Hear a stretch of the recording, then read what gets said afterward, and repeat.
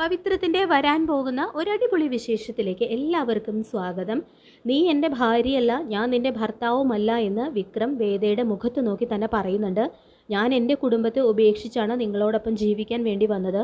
എന്നിട്ടും നിങ്ങൾ എന്നെ സ്നേഹിക്കുന്നില്ല, എനിക്ക് മതിയായി എന്ന് വേദ പറയുമ്പോൾ, അതെ, നിന്നെ ഒരിക്കലും എനിക്ക് എൻ്റെ ഭാര്യയായിട്ട് കാണാൻ പറ്റില്ല, ഇറങ്ങിപ്പോടി എൻ്റെ വീട്ടിൽ നിന്ന് എന്ന് പറഞ്ഞുകൊണ്ട് വിക്രം വേദയെ ഇറക്കി വിടുകയാണ്. ഇതറിയുന്ന വേദയുടെ വീട്ടുകാരാണെങ്കിൽ അവളെ വന്ന് കൂട്ടിക്കൊണ്ട് പോകുന്നുണ്ട്. പിന്നീട് വേദയുടെ വിവാഹം മറ്റൊരാളുമായിട്ട് നടത്താനായിട്ട് തീരുമാനിക്കുകയാണ്. വിക്രം തന്നെ ഇറക്കിവിട്ട വാശിക്ക് വേദയാണെങ്കിൽ ആ വിവാഹത്തിന് സമ്മതിക്കുന്നുണ്ട്. വേദയുടെ വിവാഹമാണെന്നറിഞ്ഞ് വിക്രമാണെങ്കിൽ ആ മണ്ഡപത്തിലേക്ക് ഓടിക്കയറുകയാണ്. മറ്റൊരാളെ വേദയുടെ കഴുത്തിൽ താലി കെട്ടാൻ ഞാൻ സമ്മതിക്കില്ല എന്ന് പറഞ്ഞ് വിക്രം ആ കല്യാണം തടയാൻ ശ്രമിക്കുന്നുണ്ട്. ഇവൻ താലി കെട്ടാൻ പോകുന്നത് എൻ്റെ ഭാര്യയുടെ കഴുത്തിലാണ്, ആ മണ്ഡപത്തിലിരിക്കുന്നത് എൻ്റെ ഭാര്യയാണ്. ഈ കല്യാണം നടക്കാൻ ഞാൻ ഒരിക്കലും അനുവദിക്കില്ല. ഇവളുടെ കഴുത്തിൽ ഞാൻ കെട്ടിയ താലിയുള്ളപ്പോൾ എങ്ങനെ രണ്ടാമത് താലി കെട്ടാൻ പറ്റും എന്നെല്ലാം വിളിച്ചു പറയുന്നുണ്ട് കേട്ടോ വിക്രം അവിടെ നിന്നുകൊണ്ട്. നിനക്ക് അവളെ ഭാര്യയല്ല, അവളെ ഇനി വേണ്ടെന്ന് പറഞ്ഞ് അവളെ ഇറക്കി വിട്ടത് നീ തന്നെയല്ലേടാ, പിന്നെ എന്തിനാടാ ഇപ്പോൾ വന്ന് കയറിയിരിക്കുന്നത്? അവൾ നിൻ്റെ ഭാര്യയാണെന്നുള്ള ബോധം ഇപ്പോഴാണോ നിനക്കുണ്ടായത് എന്നൊക്കെ ചോദിച്ചുകൊണ്ട് വേദയുടെ ഏട്ടൻ വന്ന് വിക്രമിനെ പിടിച്ചു മാറ്റുന്നുണ്ട്. തുടർന്ന് മര്യാദയ്ക്ക് പുറത്തു പോടാ ഇവിടെ നിന്ന് വേദയുടെ ഏട്ടൻ പറയുമ്പോൾ, ഞാൻ അവളെ ഇറക്കി വിട്ടു, അത് ശരി തന്നെയാണ്, അതെൻ്റെ അറിവില്ലായ്മ എന്ന് പറഞ്ഞ് ഇവളെൻ്റെ ഭാര്യ അല്ലാതാവോ? എൻ്റെ ഭാര്യ പറയട്ടെ, ഞാൻ ഇവിടെ നിന്ന് പോയേക്കാം, നീ നിൻ്റെ വായ തുറന്ന് പറയടി ഞാൻ നിൻ്റെ ഭർത്താവില്ലെന്ന്. ആ നിമിഷം ഞാൻ ഇവിടെ നിന്ന് പോയേക്കാം എന്ന് പറഞ്ഞുകൊണ്ട് വിക്രം അവിടെ നിന്നുകൊണ്ട് പൊട്ടിക്കരയുന്നുണ്ട്. അത്രയല്ലേ വേണ്ടൂ, എൻ്റെ അനിയത്തി ഇപ്പം തന്നെ പറയും നീ അവളുടെ ഭർത്താവല്ലെന്ന്. തുടർന്ന് വേദയോടായിട്ട് ഏട്ടൻ ആവശ്യപ്പെടുന്നുണ്ട്, പറ മോളെ ഇവൻ നിൻ്റെ ഭർത്താവല്ലെന്ന് പറ എന്ന് ഏട്ടൻ ആവശ്യപ്പെട്ടിട്ടും ഒന്നും മിണ്ടാതെ നിൽക്കുകയാണ് കേട്ടോ വേദ. നിൻ്റെ കല്യാണത്തിന് ഇത്രയും പേര് വന്നിട്ടുണ്ട്, നിൻ്റെ കല്യാണം മുടങ്ങിയാൽ അച്ഛനാണ് അതിൻ്റെ നാണക്കേട്, അച്ഛൻ പിന്നെ ഒരു നിമിഷം പോലും ജീവിച്ചിരിക്കില്ല, അതുകൊണ്ട് ഇവൻ നിൻ്റെ ഭർത്താവില്ലെന്ന് എല്ലാവരുടെയും മുന്നിൽ വെച്ച് നീ പറയണമെന്ന് ഏട്ടത്തിയും വേദയോട് ആവശ്യപ്പെടുന്നുണ്ട്.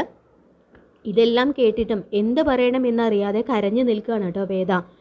തുടർന്ന് വിക്രം വീണ്ടും പറയുന്നുണ്ട്, നീ എന്നെ വിട്ടു പോകുവോടി, നീ പോയാൽ ഞാൻ പിന്നെ ജീവിച്ചിരിക്കില്ല, ചത്തുപോകും, വായ തുറന്ന് പറയടി ഞാനാണ് നിൻ്റെ ഭർത്താവ് എന്ന് ഉറക്കെ വിളിച്ച് പറയാനൊക്കെ വിക്രം വീണ്ടും വേദിയോട് ആവശ്യപ്പെടുന്നുണ്ട്.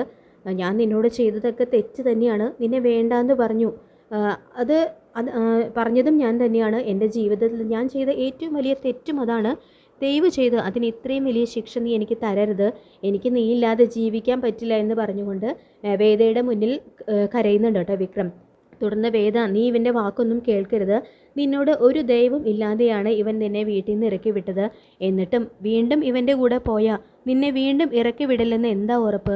ദയവ് ചെയ്ത് ഇവനെ വിശ്വസിക്കല്ലേ, അവൻ കെട്ടിയ ഈ താലി ഊരി അവൻ്റെ മുഖത്തേക്ക് വലിച്ചെറിയുമോലെ എന്നെല്ലാം ഏട്ടൻ വീണ്ടും വേദയോടായിട്ട് ആവശ്യപ്പെടുന്നുണ്ട്.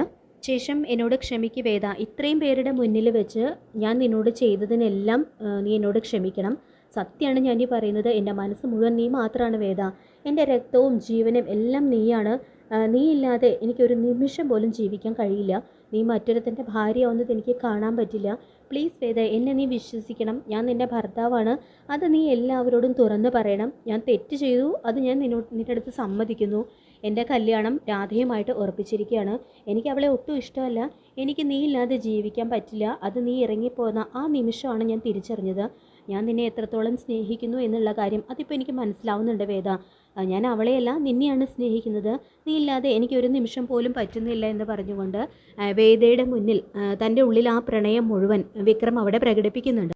തുടർന്ന് വിക്രം വീണ്ടും പറയുന്നുണ്ട്, ഈ അമ്പലത്തിലെ ദൈവങ്ങൾ സാക്ഷിയാക്കി ഞാൻ സത്യം ചെയ്യുന്നു വേദ, എൻ്റെ മനസ്സ് നിറയെ നീയാണെന്ന് പറഞ്ഞുകൊണ്ട് അവിടെ വേദയ്ക്ക് മുന്നിൽ സത്യം ചെയ്യാണ് വിക്രം. അപ്പോൾ ഇത് കേൾക്കുന്ന വേദയുടെ ഏട്ടനാണെങ്കിൽ അവളൊന്നും പറയില്ലടാ, നീ വെറുതെ അവൾക്ക് വേണ്ടി കാത്തിരിക്കണ്ട, അവൾക്ക് നിന്നെ ഇപ്പോൾ ഇഷ്ടമൊന്നുമല്ല, നീ ഇവിടെ നിന്ന് പോകാൻ നോക്ക്, നിനക്ക് വേണ്ടി ആ ഓട്ടോക്കാരി കാത്തു നിൽക്കുകയല്ലേ, അവളെയും കല്യാണം കഴിച്ച് സുഖമായിട്ട് ജീവിക്കാൻ നോക്കി എന്നൊക്കെ വേദയുടെ ഏട്ടൻ പറയുന്നത് കേട്ട് എല്ലാ ഭാര്യ ഭർത്താക്കന്മാരുടെ ഇടയിലും പല പ്രശ്നങ്ങളും ഉണ്ടാവും, അവരെ സമാധാനപ്പെടുത്തി തിരിച്ച് ജീവിതത്തിലേക്ക് കൊണ്ടുവരാനാണ് വീട്ടുകാർ ശ്രമിക്കേണ്ടത്, അല്ലാതെ നാണമില്ലാതെ വേറെ കല്യാണം കഴിപ്പിക്കാനല്ല ചെയ്യേണ്ടത്, ഇതെൻ്റെ ഭാര്യയാണ്, ഞങ്ങൾ തമ്മിലുള്ള പ്രശ്നം ഞങ്ങൾ തീർത്തോളാം, ഏട്ടൻ ഇതിൽ ഇടപെടണ്ട എന്ന് വേദയുടെ ഏട്ടന് നല്ല മറുപടി തന്നെ വിക്രം കൊടുക്കുന്നുണ്ട്.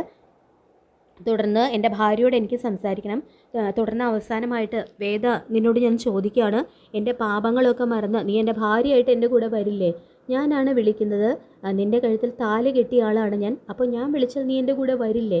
എല്ലാവരുടെയും മുന്നിലും ഞാൻ നാണം കെട്ട് നിൽക്കുകയാണ്, നീ വരുന്നുണ്ടോ ഇല്ലയോ എന്ന് പറഞ്ഞുകൊണ്ട് വിക്രം കരഞ്ഞുകൊണ്ട് അവിടെ നിന്നും പോകാൻ തുടങ്ങുകയാണ്.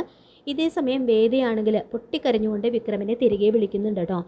എന്നിട്ട് പറയുന്നുണ്ട്, അച്ഛനും ഏട്ടനും ഒക്കെ എന്നോട് ക്ഷമിക്കണം, അദ്ദേഹം എൻ്റെ ഭർത്താവാണ് എന്ന വിശ്വാസത്തിലാണ് ഈ താലി ഞാൻ ഇപ്പോഴും എൻ്റെ കഴുത്തിലിട്ടിരിക്കുന്നത്.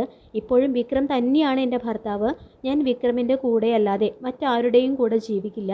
വിക്രമത്തിൽ നിന്നും ആർക്കും എന്നെ പിരിക്കാനും പറ്റില്ല. അങ്ങനെ വീത പറയുന്നത് കേട്ട് എല്ലാവരും ആകെ ഷോക്കായി നിൽക്കുകയാണ് കേട്ടോ. ഇത് കേൾക്കുന്ന വിക്രത്തിനാണെങ്കിൽ ഒരുപാട് സന്തോഷമാവുന്നുണ്ട്. വേദിയാണെങ്കിൽ കല്യാണച്ചക്കനിട്ട് ആ പൂമാലയൊക്കെ വലിച്ചെറിഞ്ഞതിന് ശേഷം വിക്രമിൻ്റെ അടുത്തേക്ക് ഓടി ചെല്ലുന്നുണ്ട്. തുടർന്ന് വിക്രമിനെ കെട്ടിപ്പിടിച്ച് കരയാണ് കേട്ടോ വേദ ചെയ്യുന്നത്. അങ്ങനെ പവിത്രത്തിൻ്റെ വളരെ രസകരമായിട്ടുള്ള മുഹൂർത്തങ്ങളാണ് ഇനി വരാനായിട്ട് പോകുന്നത്. ഈ റിവ്യൂ ഇഷ്ടപ്പെട്ടെങ്കിൽ ലൈക്ക് ചെയ്യുക, ചാനൽ കൂടി ഒന്ന് സബ്സ്ക്രൈബ് ചെയ്യുക. താങ്ക്